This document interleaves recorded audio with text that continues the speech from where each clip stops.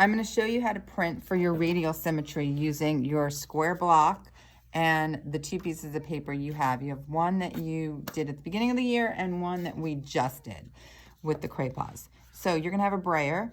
Your brayer is always going to be put on the table with the bar down, not the roller part down. That is because the roller one either has ink on it, it's going to get all over the place, and the more you put it down that way, the more that it will flatten out the rubber barrel and ruin the brayer. So we always put it with the bar down. You're going to have a tray for putting your ink on and rolling out your ink. You're going to have a baren for printing with, and you're going to have ink. You have scrap paper, and you are working on some type of covered surface. I also have plexiglass that you are going to be able to work on.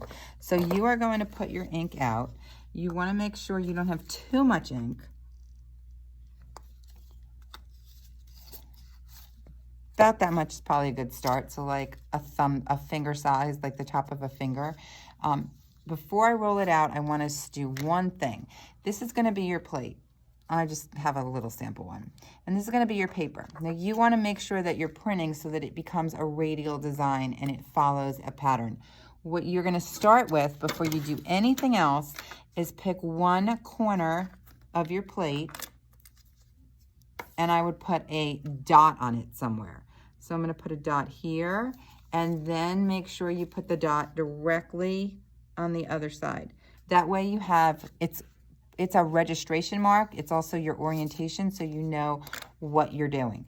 That dot is always going to be printed at the corner of your piece. So you're going to end up going around in a circle.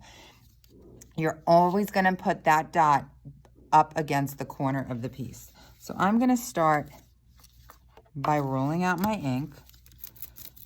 Your ink should not be all squishy and slidey. You want to make sure that you don't have too much ink. You have just enough ink that your brayer is completely covered. Like right there, it's not covered well enough. You want to have an even coat, and you want it to have that tacky, sticky sound, like that click, click sound. Make sure it's evenly coated on your brayer. It's probably good. If you have too much ink, you're going to take a scrap piece of paper, and you'll know if you have too much. It's going to slip and slide, and you're going to roll it out a little bit. This is called charging the brayer. Now I am going to put the ink on the plate. Take your brayer, put it down so that the bar is down, away from where you're printing. Okay, you want to make sure that you're printing on a clean surface. So if you've inked it up and it's kind of messy, remove that scrap piece of paper and put something clean down. Now I'm going to print so that each section is turning so that my corner gets moved to the next corner. So I'm going to start with this one.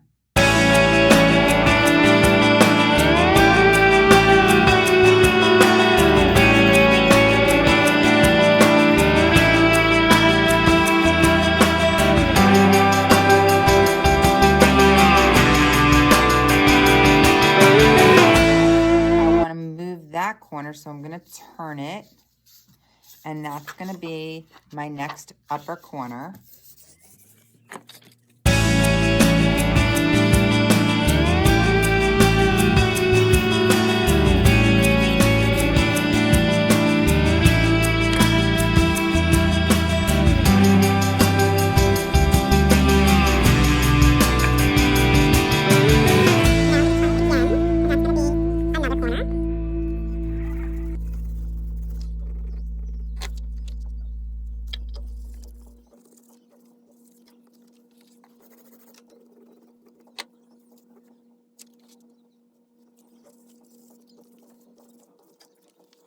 So I have two different designs. This one, I kept my plate in one direction and I moved my paper around. This one, I started with my plate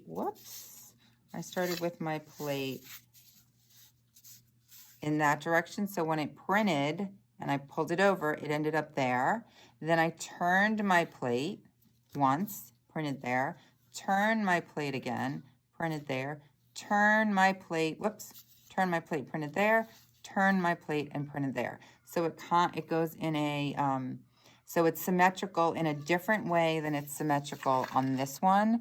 You can choose which one of your prints you're going to do which way. I'd like you to try both for this whole entire project, and you'll have 2 full prints done.